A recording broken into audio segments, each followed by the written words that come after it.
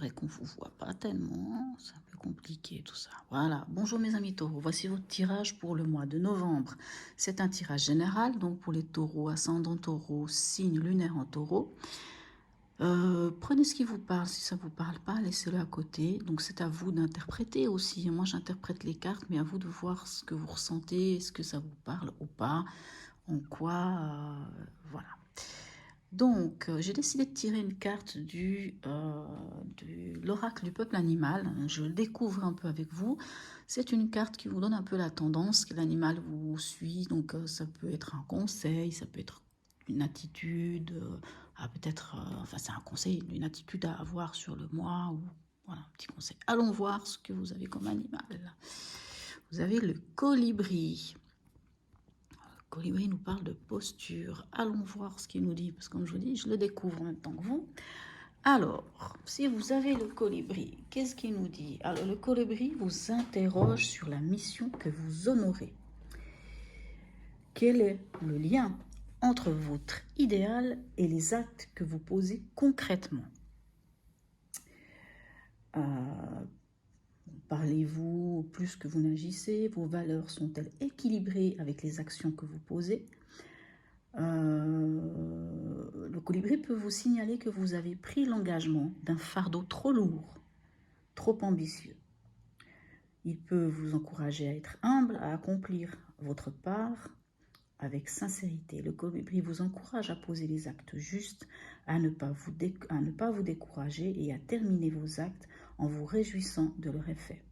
On parle d'humilité, de délicatesse, de discernement, d'autonomie, de passage à l'acte, de sobriété et de responsabilité. Voilà, mes chers amis taureaux. Allons voir comment ça se traduit. Quel est votre état d'esprit en ce début de mois? Mais c'est magnifique, vous avez le jugement et le soleil. Donc on peut dire que votre état d'esprit, c'est d'avoir mis en lumière quelque chose qui est évident pour vous. En tout cas, le jugement, c'est ça. C'est un appel divin, un appel du cosmos, de l'univers. C'est quelque chose qu'on ne peut pas, on ne peut pas ignorer. Donc je pense que vous avez mis en lumière quelque chose, une évidence, quelque chose qui est important pour vous, quelque chose qui, vous savez, c'est aussi une prise de conscience. Hein. Voilà. Votre état d'esprit, en tout cas, elle est magnifique. Hein. Vous avez pris conscience et en plus, le soleil, c'est la joie, c'est le bonheur. En tout cas, vous avez un bel état d'esprit. Votre préoccupation, on a le valet de coupe et on a le 3 d'épée. Le valet de coupe, lui, va nous parler, vous savez, c'est celui qui a découvert ce qui fait vibrer son cœur. Le valet de coupe, il a découvert ce qui, ouais, vraiment, ce qui est important à son cœur. Maintenant, vous avez quand même le 3 d'épée. Donc, on dirait que votre préoccupation, c'est quand même cette chose qui est importante, sans doute. Hein, ça vient aussi du jugement. Vous avez mis en avant quelque chose. Il y a quelque chose qui est une évidence pour vous, quelque chose qui vous parle. Hein, et vous êtes en plus béni avec le jugement. Et le valet, lui, dans votre préoccupation, c'est comme si, justement, quoi faire de ça? Voilà, ma préoccupation, c'est que j'ai trouvé quelque chose qui parle à mon cœur, mais avec le 3 d'épée, il y a comme vous savez, cette piqûre de rappel, vous savez, c'est des fois des choses qui remontent à la surface, hein, de choses, des fois du passé aussi, ou du présent, peu importe, mais c'est une sorte de blessure, hein. Vous savez, le cœur a été touché. Donc, l'invitation, c'est peut-être d'aller voir un peu au fond de votre cœur qu'est-ce qui se passe et en tout cas, d'en prendre soin de ce cœur. Donc, c'est ça votre préoccupation. Vous avez trouvé quelque chose qui est propre à votre désir, à votre souhait, à ce qui fait vibrer votre cœur. Mais il y a quand même la crainte, peut-être, de revivre quelque chose qui vous a pas rendu bien à un moment donné ou à un autre. Allons voir quel est l'événement pour vous ce mois-ci. Alors, nous avons le fou et le 3 de denier, le 8 de denier. Le 8 de denier nous parle de productivité. Le fou, vous savez, c'est celui qui se lance dans l'aventure, qui se lance dans la mêlée. Et il y va parce qu'il y croit. Hein. D'ailleurs, c'est pour ça qu'on dit qu'il est fou, parce qu'il prend un chemin que peu de gens prendraient. Mais il y va. Maintenant, le fou, c'est aussi se libérer. Alors, ça peut être vous libérer. Pourquoi je dis ça? Parce qu'en parlant du colibri, on parle d'une charge qui serait trop lourde pour vous. Donc peut-être que ça peut aussi parler de ça, de vous libérer d'un trop-plein de travail, par exemple. Hein. Ou alors, allez-y, foncez, parce que vous avez toutes les capacités. On va voir un peu ce que nous disent les autres cartes. Qu'est-ce qui va vous aider? Quel est le côté positif? On a le roi de coupe et on a le 9 de bâton. Le 9 de bâton, lui, nous parle, vous savez, justement, ouais, c'est ça. Il vous parle quand même de ce fardeau, de quelque chose qui est trop pour vous. C'est trop lourd pour vous. Et avec le roi de coupe, vous savez, c'est celui qui maîtrise ses émotions, maîtrise le sentimental. Donc, sans doute qu'on vous dit en conseil, hein, ce qui va vous aider, c'est de maîtriser vos émotions. C'est d'être en roi de coupe, c'est-à-dire vous maîtrisez. Donc, vous voyez, le roi de coupe, il maîtrise les émotions au point où il ne met pas en avant ses émotions. Il ne laisse pas l'émotionnel prendre le dessus. Et là, on vous dit de ne pas laisser l'émotionnel prendre le dessus. On vous dit d'être en roi de coupe, c'est-à-dire de maîtriser vos émotions. Et avec ce 9 de bâton, de peut-être lâcher des choses qui sont trop lourdes. Ou pas forcément de lâcher. C'est pas de dire je ne vais pas le faire. Mais peut-être que vous travaillez beaucoup. Peut-être que justement ce fou vous dit libérez-vous d'une trop grande charge de travail. Hein. On a avec le 9 de bâton, c'est une charge. Et quelque part, on peut vous dire, non pas de lâcher, hein, puisqu'on n'est pas sur un 10 de bâton, mais ça peut être peut-être, la prochaine étape sera peut-être le 10 de bâton, de lâcher ce fardeau. Mais on peut aussi vous dire, à part le lâcher, à part dire, ben, je me charge pas autant, c'est de se dire aussi, ben, je prends les choses l'une après l'autre. Je les prends étape par étape. Je peux faire, hein, puisque le colibri vous invite à aller au bout de ce que vous avez décidé. Mais peut-être qu'il faut décharger un peu, puis prendre un peu moins. Vous savez, c'est comme si vous vouliez porter 40 kilos, puis finalement, peut-être que ce sac de 40 kilos peut être divisé, je ne sais pas, en 2, en 4, et puis finalement, prenez 10 kilos, 10 kilos, 10 kilos, vous allez y arriver, mais avec moins de charge. Qu'est-ce qui vous aiderait pas, ou ce à quoi vous devriez faire attention? On a le valet de coupe et on a la reine de coupe. Le valet de coupe, dans cette position, ben justement, il vous parle de il vous parle un peu la même chose, hein, que pour le 9 de bâton, c'est vais-je y arriver? Est-ce que je vais y arriver? Est-ce que oui? Est-ce que non? Et il vous dit, encore une fois, hein, oui, vous pouvez y arriver. Vous pouvez y arriver. Et ce qui est important, c'est d'écouter, c'est de vous écouter. La reine de coupe vous invite à vous écouter, à vous protéger, à prendre soin de vous. Hein. Le valet de bâton, lui, dans cette position, vous savez, le valet de bâton, c'est celui qui a trouvé son désir et qui le met en place. Mais quand il est dans cette position-là, c'est plutôt est-ce que je vais y arriver? C'est la question que vous pourriez vous poser. C'est ne pas trop savoir ce qu'on veut, c'est aussi ne pas s'autoriser à s'écouter. Et là, par contre, avec la reine de bâton, on vous dit écoutez-vous. Vous voyez, donc dans le conseil, maîtrisez votre émotionnel, lâchez peut-être un peu la bride, prenez peut-être moins, s'il y a quelque chose de lourd pour vous, je ne vous dis pas de le lâcher, hein, ça peut être de le lâcher aussi, ça c'est à vous de voir si vous voulez le lâcher ou pas. C'est peut-être pour ça qu'on a ce 3 d'épée, c'est un peu lourd, c'est un peu, ça vous plombe un peu. Faites les choses, mais comme je vous dis, hein, au lieu de prendre un sac de 40 kilos sur les épaules, ou de prendre 4 sacs de 10 kilos, prenez 10 kilos, 10 kilos, 10 kilos. Finalement, vous arriverez au même résultat. Peut-être un peu moins vite, mais vous y arriverez. C'est pour ça que la reine de coupe vous dit de vous écouter, de vous protéger. Et lui, il vous demande de vous autoriser à prendre soin de vous, à vous écouter. Au niveau émotionnel, qu'avons-nous? Eh bien voilà, on a le 8 d'épée et on a j'ai toujours un souci, le 9 de denier. Le 9 de denier, vous savez, ça c'est la richesse, hein, c'est quand on possède. Le 8 d'épée, moi j'appelle ça la carte de l'enfermement. Hein, l'enfermement. C'est quand on s'enferme soi-même, ou les croyances des autres, hein, vous savez, ces croyances limitantes, vous enferment dans quelque chose et vous empêchent d'avancer. C'est vraiment l'enfermement du mental. C'est vraiment le mental qui vous met dans une condition où vous n'arrivez pas à vous libérer. D'où d'ailleurs ce conseil de vous écouter. Hein. D'où le conseil de mettre en avant quand même cet émotionnel sans qu'il vienne vous déranger, bien entendu. Hein, mais on vous demande de vous écouter. Et là, au niveau émotionnel, il y a quand même quelque chose qui vous met à mal. Mais n'oubliez pas que c'est du mental. Dans un des Rider-Waite que j'ai, le 8 d'épée, on a une femme qui se regarde dans un miroir. Et ce qu'elle voit dans le miroir, c'est des liens, elle est entravée, et des corbeaux qui viennent lui picorer la tête. Hein, voyez. Mais la réalité, ça c'est ce qu'elle voit dans le miroir, mais la réalité, elle n'est pas du tout entravée, elle n'est pas du tout... Il n'y a aucun oiseau qui vient lui picorer la tête. Vous comprenez? Donc c'est ça le 8 d'épée. Le 8 d'épée, c'est votre mental qui vous joue des tours. Donc lâchez le mental, laissez le mental là où il est, vous le lâchez, parce que si vous laissez le mental prendre le dessus, vous passerez à côté de cette richesse intérieure que vous avez. Alors, au niveau pragmatique, qu'avons-nous? On a la reine de Pentacle et le mât. Alors, la reine de Pentacle, vous savez, c'est celle qui gère, hein, c'est celle qui gère les cordons de la bourse, c'est celle qui gère la maison, c'est celle qui sait s'occuper des autres. Voilà, en tout cas, normalement, c'est une très bonne gestionnaire. Maintenant, vous avez le mât. Le mât, lui, c'est le contraire. Hein, vous l'avez là aussi, le fou. Hein. Le mât, lui, c'est le contraire. Le mât, c'est plutôt quand l'argent vient, il part tout de suite.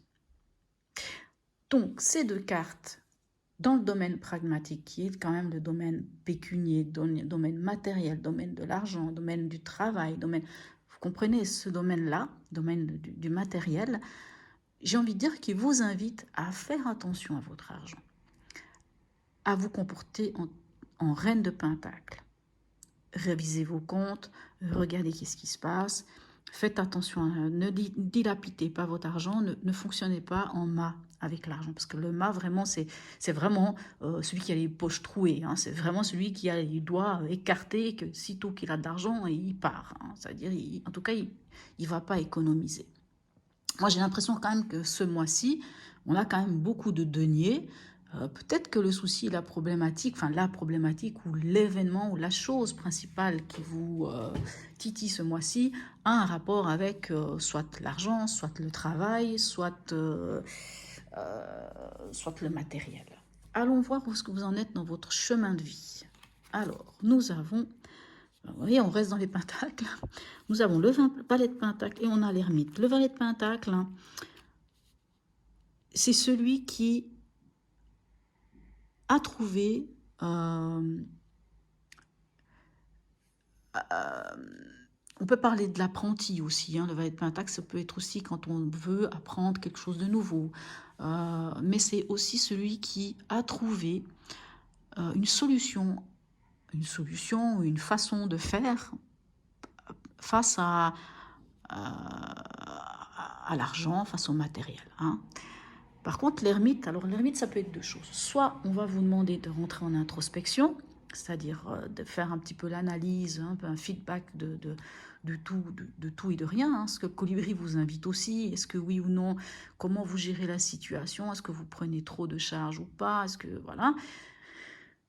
Et d'en sortir en tant qu'ermite, vous savez, celui qui est sage, celui qui est éclairé, celui qui sait où il va. Donc l'ermite, c'est aussi celui qui sait où il va. Donc sans doute que vous avez trouvé, à la fin de tout ce cheminement, sans doute que vous avez trouvé une solution au problème. Hein, parce que le valet de Pentacle, c'est ça. Il trouve une solution, il trouve une façon de gagner de l'argent, il trouve une façon de régler ce problème qui est matériel.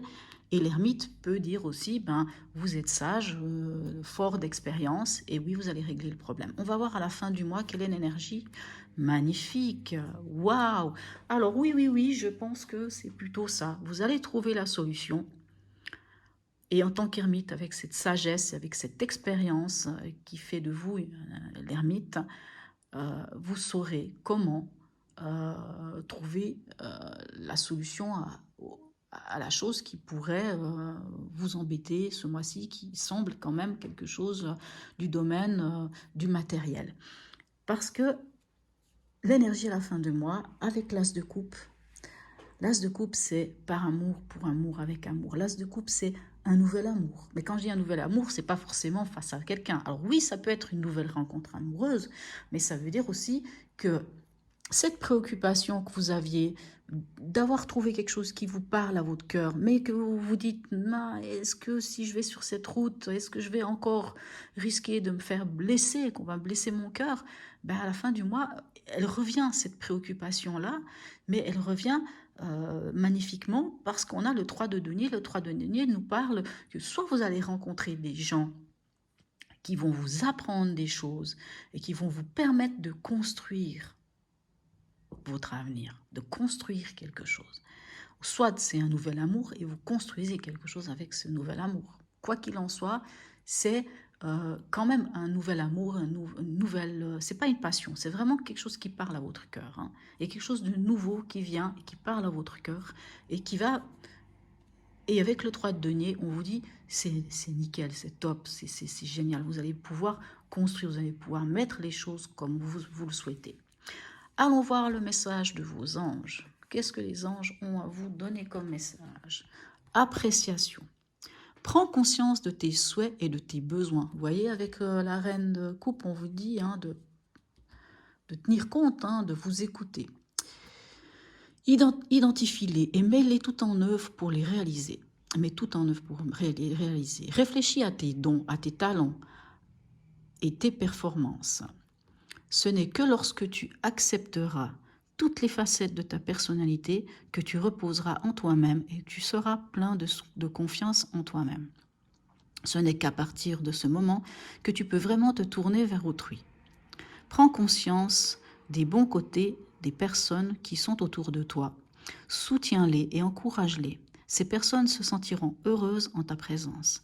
La sagesse des anges t'enjoint de comprendre qui tu es vraiment, un esprit hautement développé, un corps humain, dans un corps humain. Si tu reconnais les dimensions spirituelles qui sont les tiennes et si tu les acceptes, tu ressembleras toujours plus à ton être véritable. Ton esprit alors grandira. L'affirmation « Je distingue et j'accepte ma véritable identité ». Waouh, c'est magnifique.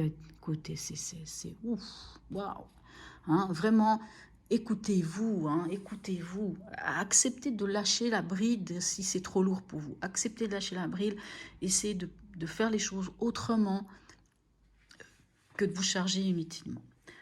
Le petit message de l'oracle, de l'intuition. Prédiction, retard. Un contretemps peut t'irriter, mais n'écoute pas ta voix. N'écoutez pas votre mental, si je puis dire. N'écoute pas ta voix négative intérieure. Vous savez, celui-ci là. Voilà. Acceptation et patience t'aident à transformer ce moment à ton meilleur profit. Là, vous voyez, je vous parlais quand même de patience. On parlait de faire les choses avec différemment, quoi. Voilà. Hop, on va le mettre ici. Et voilà. Et là, j'ai tiré une carte. Alors, je le dis à tout le monde, dites-moi si vous voulez que je continue ou pas. C'est une carte de l'oracle des mantras. Pour ceux que ça intéresse, vous pouvez faire cette méditation. Pour faire une méditation, il n'y a pas besoin de savoir s'asseoir en tailleur. Vous pouvez très bien être assis sur une chaise. La plupart de ces mantras, vous pouvez les trouver sur YouTube. Comme ça vous permet d'avoir une petite vidéo. C'est toujours des mantras qui sont chantés. La plupart du temps sont chantés. Soit il y a une posture, voilà. Et puis, c'est des mantras qui durent entre 7 et 11 minutes. Donc, après, à vous de voir si vous avez envie de les faire ou pas. Si ça vous parle.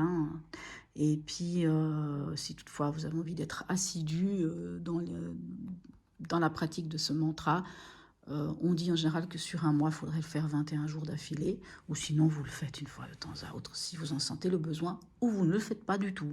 À vous de voir. Alors, quel mantra vient vers vous? Alors, je m'excuse, je suis très nulle en anglais. Light of Soul. Booster l'estime de soi. Alors, je vais juste aller voir dans le livre s'ils nous disent comment on pratique ce mantra, parce que je vous avoue que je ne sais pas tout. Donc comme je vous dis, c'est une chanson. En français, c'est « Je suis la lumière de l'âme, je suis abondante, je suis beau, belle, je suis la béatitude, je suis. » Voilà. Alors, il existe plusieurs chorégraphie apparemment, d'accord, pour accompagner ce chant.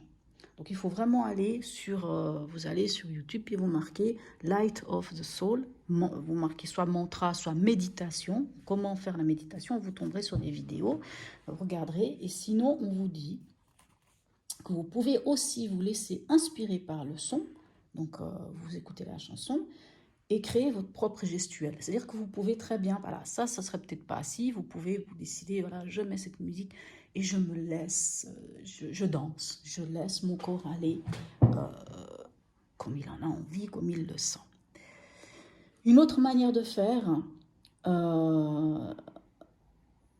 sinon chanter se montrer comme une auto-bénédiction en plaçant votre main droite en arc, la paume tournée au-dessus du sommet du crâne, donc la paume droite, pardon, excusez-moi, et la paume gauche est orientée vers l'avant à la hauteur de l'épaule gauche, comme si elle cherchait à capter tout ce qui se déroule devant elle. Focalisée sur le circuit de l'énergie de la paume gauche à la paume droite, en passant par le chakra couronne et le centre de la poitrine au chakra du cœur. Voilà. Donc à vous de voir si vous avez envie de la faire ou pas. Hein. Comme je dis, c'est libre à vous. Alors voilà mes amis taureaux, j'espère que ce tirage vous aura peut-être apporté quelque chose. Dites-moi en commentaire si ça vous a parlé ou pas, si ça résonne pour vous. Je vous souhaite un très beau mois de novembre et je vous dis à bientôt.